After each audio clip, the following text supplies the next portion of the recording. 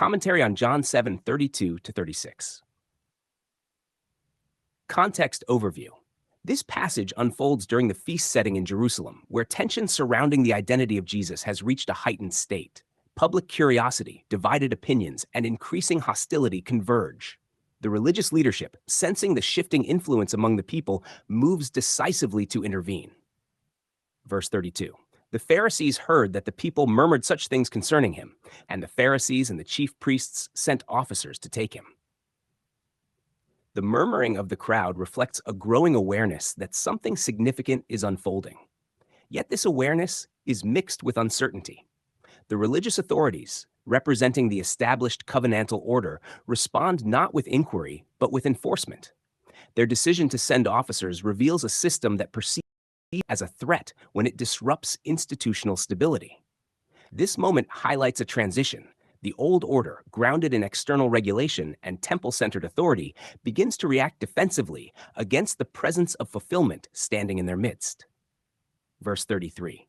Then said Jesus unto them, Yet a little while am I with you, and then I go unto him that sent me. The statement introduces a sense of divine timing. His presence among them is temporary, governed not by human control, but by a predetermined purpose. The phrase, a little while, signals the nearing completion of a redemptive mission. The movement described, going to the one who sent him, points beyond physical departure. It anticipates the transition from visible, localized presence to a completed work that establishes a new mode of access and relationship. The focus shifts from earthly proximity to fulfilled union. Verse 34, Ye shall seek me, and shall not find me, and where I am, thither ye cannot come. This seeking is not portrayed as faith-driven pursuit, but as a realization that comes too late within the framework they cling to.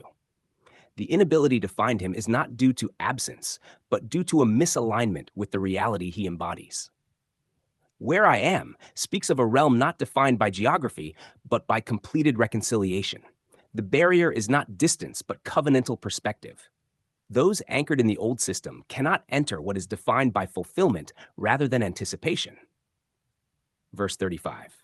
Then said the Jews among themselves, Whither will he go, that we shall not find him? Will he go unto the dispersed among the Gentiles, and teach the Gentiles? Their response reveals a literal interpretation of a spiritual declaration. The speculation about dispersion among the nations unintentionally gestures toward a broader inclusion, though they do not perceive it correctly. What they consider improbable, the extension beyond traditional boundaries, actually aligns with the unfolding reality of a message no longer confined to a single nation or temple structure. Yet their understanding remains limited to physical relocation rather than covenantal expansion. Verse 36. What manner of saying is this that he said, Ye shall seek me, and shall not find me, and where I am, thither ye cannot come?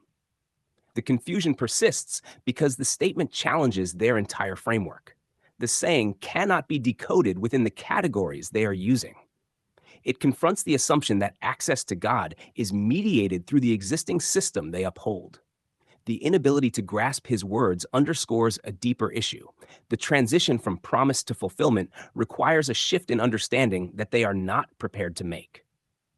Thematic reflection. This passage captures a pivotal moment where two realities stand in contrast. A system rooted in anticipation, structure, and external mediation. A reality of fulfillment, immediacy, and completed access. The tension arises because the former cannot accommodate the latter without dissolving its own necessity. The actions of the authorities, the confusion of the crowd, and the words spoken all point toward an imminent transition.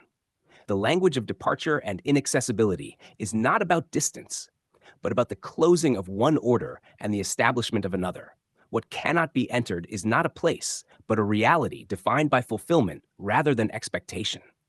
In this way, the passage reflects the nearing culmination of a redemptive process, where what was once sought externally becomes realized in a completed and present reality, no longer bound to former structures or limitations.